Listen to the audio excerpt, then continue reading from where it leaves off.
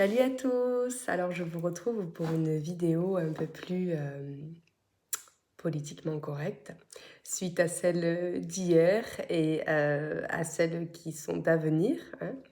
Et en fait là, je réfléchissais à quelque chose sur lequel je réfléchis déjà depuis un certain temps. C'est en fait la différence entre la confiance en soi et l'estime de soi. J'ai remarqué en fait, au travers des gens qui viennent à moi, que souvent en fait, on confond confiance en soi et estime de soi. Et je trouve que c'est primordial de comprendre la différence entre les deux. Donc pour ceux qui s'interrogent, la confiance en soi, c'est quoi? La confiance en soi, c'est le fait de se sentir capable de faire. L'estime de soi, c'est le fait de se donner, c'est le fait de se sentir, c'est le fait de s'aimer en fait. L'estime de soi, c'est la capacité à s'aimer. La confiance en soi, c'est la capacité à faire. Vous voyez? Alors, par exemple, souvent on me dit oui, j'aimerais faire ça, mais de toute façon, je manque de confiance en moi. Et ça, c'est vrai que ce terme confiance en soi, c'est un peu un fourre-tout. Et quand on n'arrive pas à faire quelque chose, ou quand on n'a pas le courage de faire quelque chose, ou quand on a peur de faire quelque chose, eh bien on dit non, mais de toute manière, moi, j'ai pas confiance en moi. J'ai un gros problème, c'est que j'ai pas confiance en moi. Et souvent, on se cache là derrière, en fait. Mais la confiance en soi, le manque de confiance en soi, il apparaît quand? Souvent, le manque de confiance en soi, c'est quand on est amené à faire quelque chose de nouveau ou à faire quelque chose qu'on n'a pas l'habitude de faire ou à faire quelque chose pour laquelle on nous a dit qu'on n'était pas bon. Vous voyez? Et donc, on a peur de faire ce quelque chose et on dit non mais de toute manière, je manque de confiance en moi, donc je n'y arriverai pas. C'est pour ça que je n'y arrive pas. Sauf que le truc, c'est que comment on guérit la confiance en soi? Eh bien, en faisant. On guérit le manque de confiance en soi en développant la capacité à faire. Donc, le seul moyen d'avoir confiance en soi, c'est d'oser faire. Et en faisant, on se rend compte qu'en fait, c'est pas si difficile que ça, le plus souvent. On s'est fait une montagne de beaucoup de choses, alors qu'en fait, on se rend compte que ouais, on est capable, quoi. On est capable de faire. Alors oui, il y a peut-être des ajustements à faire. Oui, il y a peut-être des choses à revoir. Ça arrive aussi des fois de se planter totalement. Mais il y a toujours un enseignement, en fait, là-dedans. C'est qu'on n'est pas du tout à notre place. Parce qu'en fait, on se rend compte que, ben non, c'est pas fait pour nous. Sans forcément se cacher derrière, attention, hein, c'est pas parce qu'on rate quelque chose ou qu'on a l'impression d'avoir raté quelque chose qu'on n'est pas fait pour ça. Non, pas du tout, hein, c'est pas ça que je veux dire. Ce que je veux dire, c'est que des fois, en faisant, on se rend compte qu'en fait, c'est pas fait pour nous, c'est tout, voilà. Mais si on n'avait pas fait, on s'en serait pas rendu compte et on serait toujours là à se cacher derrière le manque de confiance en soi et pour ne pas arriver à faire. Alors que, vous voyez, la capacité à faire nous apprend beaucoup de choses. Donc, si vous faites partie de ceux qui se répètent à longueur de journée qu'ils n'ont pas confiance en eux et que donc c'est pour ça qu'ils ne font pas ou qu'ils n'y arrivent pas, eh bien, euh, essayez de voir ce qui se cache derrière ce terme générique confiance en soi. Qu'est-ce que ça veut dire pour vous avoir confiance en soi? À l'inverse de manquer de confiance. Si vous aviez confiance en vous, pour faire ce quelque chose, ça se passerait comment en fait? Vous seriez qui? Vous seriez quoi? Vous agiriez comment? Quels seraient vos comportements? Qu'est-ce que vous diriez? Comment vous évolueriez dans l'espace? Qu'est-ce que c'est pour vous avoir confiance en soi? Vous voyez? Au lieu de vous focaliser sur j'ai pas confiance en moi, voilà, ça on le sait, hein, c'est bon, ça fait des années que vous le répétez. Focalisez-vous plutôt sur le vous futur, le vous de demain, là, dans la seconde d'après, qui a confiance en lui. Comment est-ce qu'il serait? Comment est-ce que vous seriez si vous aviez confiance en vous? Vous voyez? En comprenant bien. Donc ça, le but, c'est de savoir qu'est-ce qui se cache derrière ce terme générique qu'on emploie à tire-larigot. Vous voyez? Pour voir un peu la vérité en face. pour voir vraiment l'essence du problème derrière tout ça, derrière ce manque de confiance en soi. Et une fois que vous avez discuté un peu avec vous-même sur le sujet, voyez de quelle manière vous pourriez faire ce quelque chose pour lequel vous manquez de confiance, de telle manière que vous ayez confiance en vous en le faisant. Je m'explique. Par exemple, je dis vraiment n'importe quoi. Quoique non, je ne vais pas dire n'importe quoi, je vais vous raconter... ouais, non, c'est mieux. Je vais vous raconter mon expérience personnelle, récemment d'ailleurs. Typiquement, la retraite là, que j'organise le 1er, le 1, 2, 3 juillet, le 1, 2, 3 juillet de cette année. La retraite, c'est s'éveiller pour trouver sa place. Et le but, c'est de mettre la conscience sur soi pour arriver à trouver qui on est vraiment et à arriver à avoir une réalité alignée. Ça, c'est une retraite qui me tient à cœur, que j'avais vraiment envie de faire. Mais j'ai failli pas la proposer parce que j'avais des peurs, parce que je pensais... j'avais pas confiance en moi là-dedans, je me disais non mais je vais pas y arriver, parce que si, parce que ça, parce que truc, parce que je l'ai jamais fait, parce que voilà, plein de peurs. Et je me suis dit, ok, comment est-ce que je serais si j'avais confiance en moi en établissant en mettant en place cette retraite? Eh bien, je serais quelqu'un je serais en paix en fait, j'aurais pas peur déjà, j'aurais pas peur. Alors ok, mais peur de quoi? Eh bien en fait, c'est toujours les mêmes peurs de toute manière. La peur de ne pas remplir la retraite, la peur de mal définir la retraite et de mal être comprise. Moi, c'est toujours ça mon problème, le fait d'être incomprise. Le fait de mal présenter ma retraite et du coup qu'elle soit mal comprise et que du coup, eh bien, que ça n'intéresse personne. Vous voyez? Donc, je me cachais derrière ça. Je me disais, non, mais de toute façon, j'ai pas trop confiance en moi. Je vais pas trop y arriver. Je sens que ça va foirer parce que si, parce que tu, parce que chouette. Et donc, en fait, bon, je vous passe les détails de l'organisation de la retraite. Mais tel que j'avais imaginé la retraite au début, effectivement, je m'en sentais pas capable de la réaliser. Parce que c'était presque sur une semaine, parce qu'il y avait beaucoup d'ateliers, parce que si, parce que truc, parce que chouette.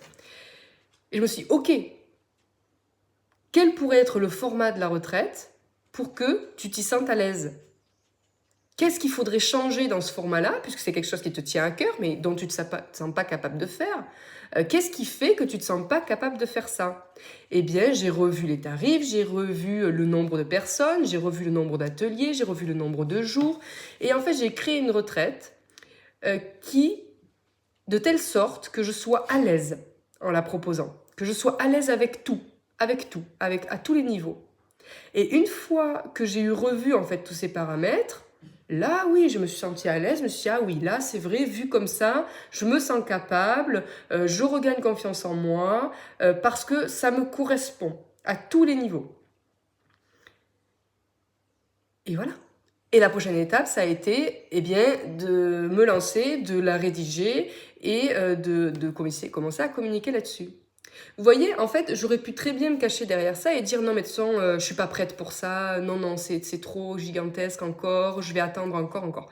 Non, pourquoi? Pourquoi? En fait, vous avez tout en vous, d'accord? Mais si vous vous sentez pas capable de faire quelque chose, si vous manquez de confiance en quelque chose, c'est que peut-être ce quelque chose est surdimensionné encore pour vous. C'est pas que vous n'êtes pas fait pour ça ou c'est pas que vous manquez de confiance, c'est qu'en fait, vous avez peut-être vu trop grand. Vous voyez? Parce que c'est peut-être vers ça que vous allez. Vous avez vu trop grand. Donc non, on remet ça à taille humaine, on remet ça à votre taille à vous pour que vous puissiez vous sentir à l'aise là-dedans, dans ce que vous voulez faire. Vous voyez? Donc là, on parle bien de confiance en soi, c'est-à-dire de capacité à faire quelque chose. Pour gagner en capacité à faire quelque chose, en confiance, pour gagner en confiance à faire quelque chose, eh bien, le seul moyen, c'est d'organiser les choses pour que ce quelque chose vous mette à l'aise, que vous soyez à l'aise, et faire. Ne pas attendre que tout soit parfait. Parce que sinon, vous ne ferez jamais. Parce que ça ne sera jamais parfait, en fait. Parce que vous verrez que vous allez organiser une chose, puis une autre, puis une autre. Et en fait, au fur et à mesure que vous allez faire, vous allez à chaque fois ajuster des choses. Parce que vous vous rendez compte qu'il y a ça ou ça à modifier. pour que vous soyez de plus en plus à l'aise. Donc finalement, la perfection, vous l'atteindrez jamais, puisqu'en fonction au gré des humeurs, tout ça, de vos envies, ça va changer. Vous voyez? Le truc, c'est de se lancer en étant à l'aise dans ce que vous proposez, ce que vous voulez faire. Ensuite, il y a l'estime de soi. Alors ça, c'est tout à fait différent. Et très souvent, les gens me disent, bon, souvent ça va un peu de pair, hein, mais très souvent, les gens me disent, j'ai pas confiance en moi. Mais en fait, c'est du manque d'estime d'eux qu'ils ont, en fait. C'est de la mésestime d'eux-mêmes qu'ils ont, en fait, principalement. Ce qui fait que ça débouche sur du manque de confiance en soi. Mais si vous avez une bonne estime de vous, si vous n'avez pas de problème de ce côté-là, alors la confiance en soi, ça oui, il suffit de vous avoir un peu de courage, de vous organiser, de vous lancer, et la confiance en soi, elle est vite réglée. Et le plus souvent, c'est que derrière ça se cache un manque d'estime de soi. Le manque d'estime de soi, c'est l'incapacité à s'aimer. Quelqu'un qui manque d'estime de soi, c'est quelqu'un qui pense qu'il n'a pas sa place, qu'il est moins important que les autres, qu'il se fait toujours passer après. Il envoie en fait son mode de fonctionnement, c'est je suis moins important, je suis moins importante, et l'autre sera toujours plus important que moi. Et ça va même très loin, puisque des fois, il y a même des gens qui sont incapables de s'aimer et qui ne comprennent pas comment on peut les aimer. Pour eux, c'est quelque chose d'aberrant, qu'on puisse les aimer. Ça vient d'où? Ça vient du fait, très souvent en fait, c'est le... Alors attention, je ne reproche rien aux mères, attention, hein, qu'on soit bien d'accord. Très souvent, le manque d'estime de soi vient du manque d'amour de la mère. Puisqu'en fait, la mère, dans son rôle maternel, alors c'est pas forcément conscient, hein, d'accord, attention, hein, y a des mères effectivement bon, qui sont voilà, un peu compliquées et qui effectivement sont peut-être même aussi maltraitantes avec leur enfant, donc ça c'est un autre dossier, c'est autre chose. Non, ça peut être aussi des mères qui ont oublié de montrer à leurs enfants qu'elles les aimaient. Elles les aiment au plus profond d'elles-mêmes, mais soit elles ont oublié de leur montrer, soit elles ont été incapables de leur montrer qu'elles les aimaient. Mais ça ne veut pas dire qu'elle ne les aime pas. Vous voyez, attention, hein, c'est pas parce qu'un enfant a manqué d'amour qu'il n'a pas été aimé, même si ça peut être vrai aussi. Mais là, il ne s'agit pas en fait d'en vouloir à ses parents, il ne s'agit pas de tout ça, d'accord? Non, non. Parce que d'un certain point de vue, en tout cas moi c'est mes croyances, d'un certain point de vue, les enfants choisissent leurs parents, choisissent l'environnement dans lequel ils vont évoluer lors de l'incarnation pour pouvoir vivre ce qu'ils ont à vivre. Donc, d'un certain point de vue, le parent a été choisi par l'enfant justement parce que le parent allait lui faire vivre ce genre de choses, ou toute autre chose. Hein. Donc bref, petite parenthèse. Donc là, en fait, la mauvaise estime de soi vient du manque d'amour de la mère. Une mère qui a pas été capable en fait de montrer son amour à l'enfant, ce qui fait qu'en fait l'enfant n'a pas pu développer son propre amour, l'amour de soi. Voilà.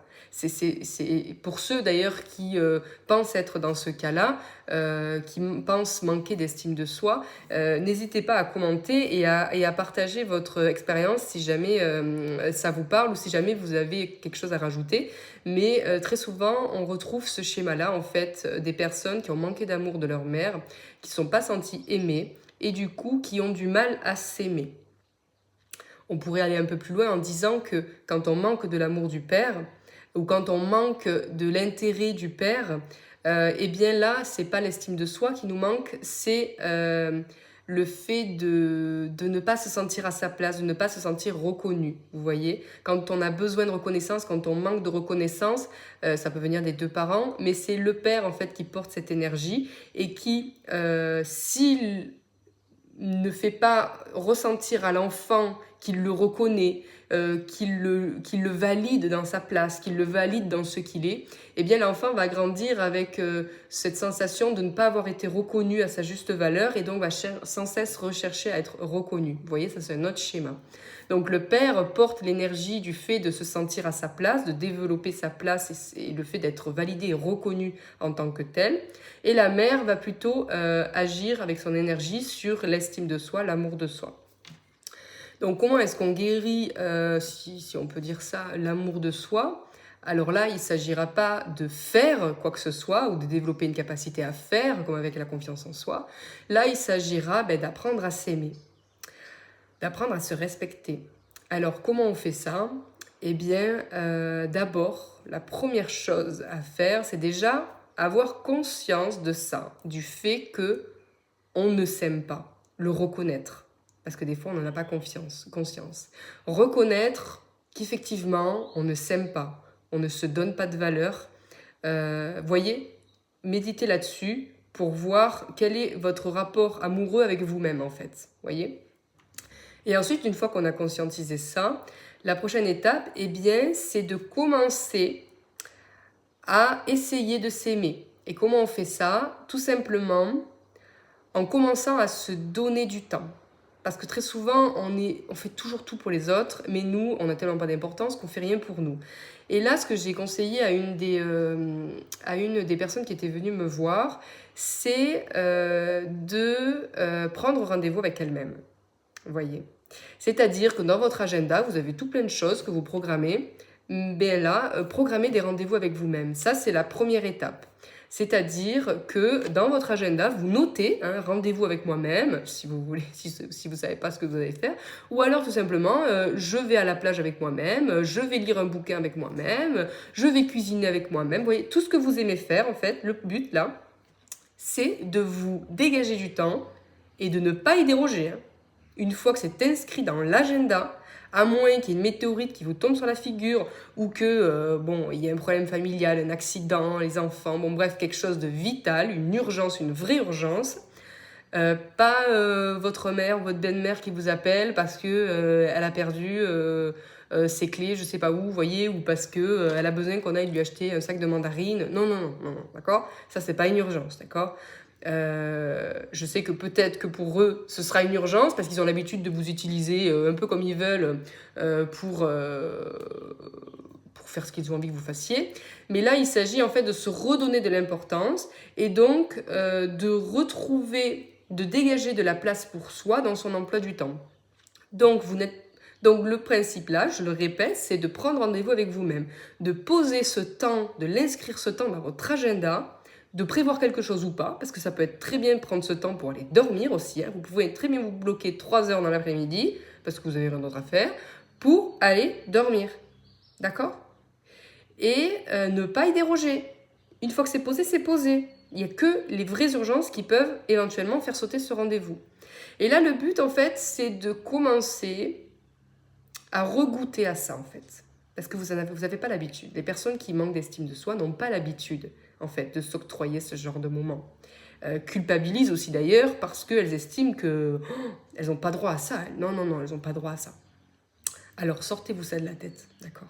Parce que si vous avez le droit de prendre soin de vous, vous êtes extrêmement important, même si on vous a raconté toute votre vie que vous ne valez rien, d'accord? Vous êtes extrêmement important. D'ailleurs, en parlant de ça, je vais vous faire un petit exercice. Je pense que certains d'entre vous le connaissent, mais ça tombe à pic là pour le sujet de l'estime de soi. Est-ce que vous connaissez l'histoire du billet froissé? Alors, pour ceux qui la connaissent, je vais vous la raconter. Pour les autres, excusez-moi, j'ai couru un peu. Pour les autres, eh bien, voilà. Donc, vous voyez, c'est un billet de 50 €, d'accord? Qui c'est qui le veut? Je pense que tout le monde va lever la main.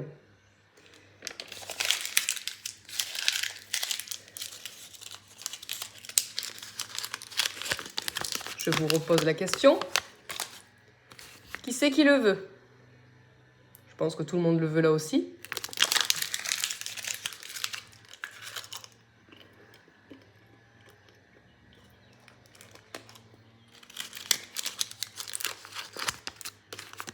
Est-ce que vous le voulez toujours? Ouais, vous êtes sûr?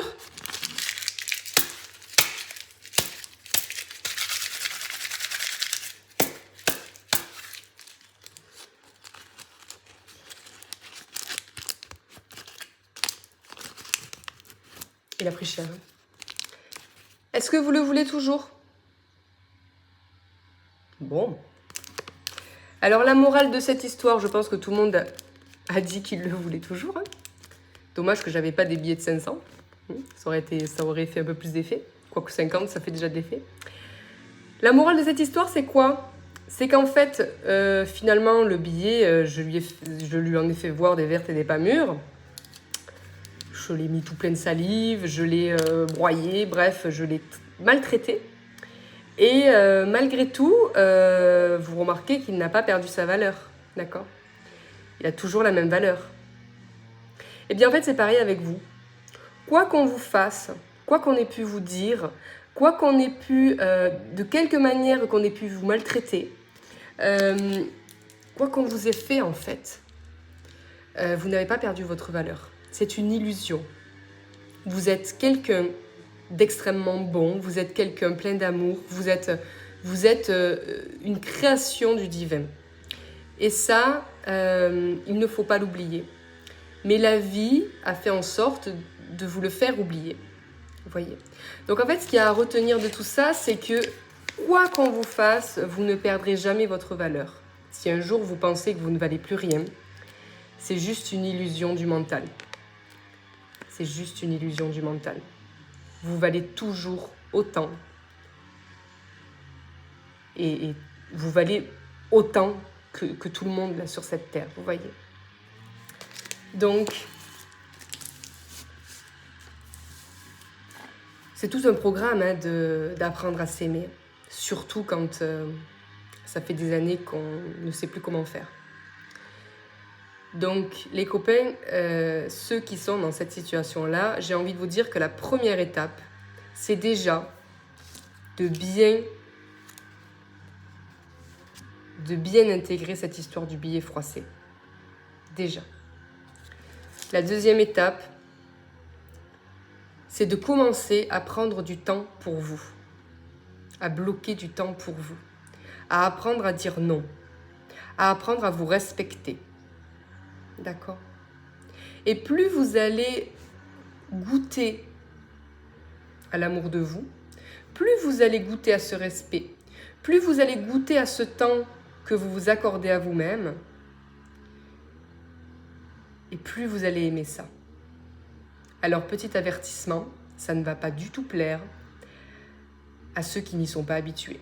C'est-à-dire que votre entourage, qui a l'habitude de vous utiliser comme une serpillière, pour la plupart, qui a l'habitude de faire ce qu'ils veulent de vous, qui ont l'habitude d'user et d'abuser de votre gentillesse, de votre temps, que vous n'avez peut-être pas d'ailleurs, de tout plein de choses que vous savez bien faire. Quand vous allez commencer à dire non, eh bien là, ça ne va pas plaire. Mais comment vous dire qu'on s'en fout, en fait? D'accord? On s'en fout.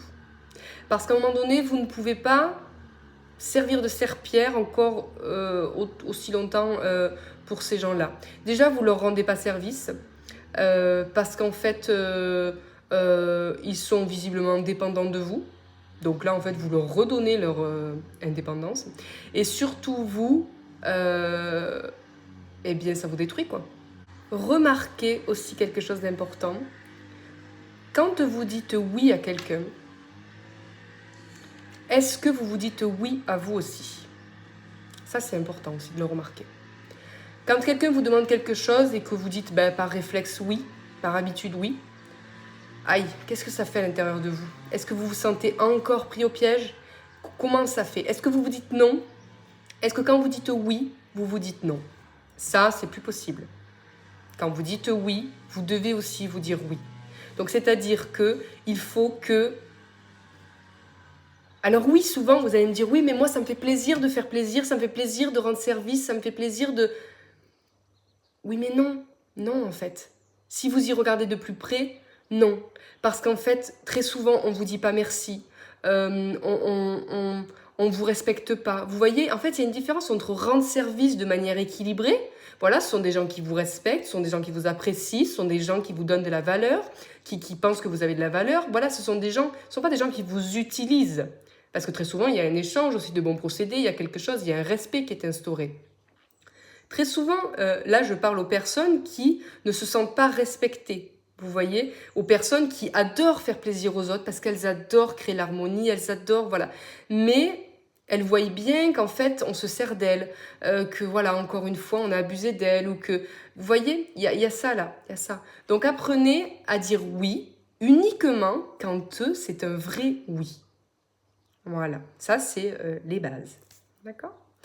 Donc voilà, on a fait un petit... alors je suis désolée, il y avait un peu de bruit, il y avait le voisin qui visiblement tronçonnait quelque chose ou passait la tondeuse, je ne sais pas exactement. Je pense que c'était de tronçonneuse. Bon, écoutez, c'est comme ça. Hein. Donc désolé un peu si le bruit n'était pas très bon. Mais voilà, donc on a fait la différence entre confiance en soi, c'est-à-dire capacité à faire, et estime de soi, donc capacité à s'aimer. Voilà. Donc voyez un peu de quel côté vous vous trouvez. Et puis n'hésitez pas à partager en commentaire votre vécu si c'est le cas. Et puis je vous dis à très vite pour de nouvelles aventures. Ciao, ciao.